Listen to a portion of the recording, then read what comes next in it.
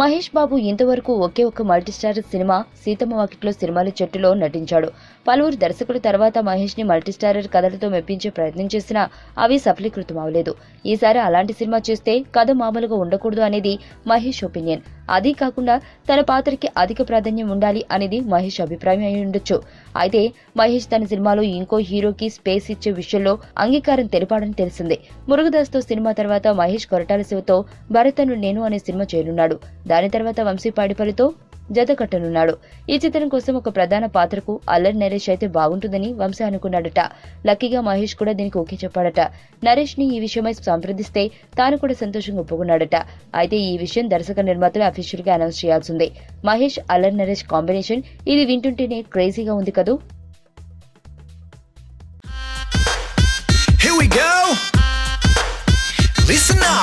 ఇంటి ముంగటున్నది పానీపూరి, రోజు 2 ప్లేట్లు బుక్త నేను ఖాళీ దూరి, ఆడు చనా ప్యాసు తెచ్చి సొంటి పానీలోన ముంచి వెట్టె తిన్నంక అడుగుతా ఖాళీ పూరి. అరే అన్నా నిన్న నేను సందులోనది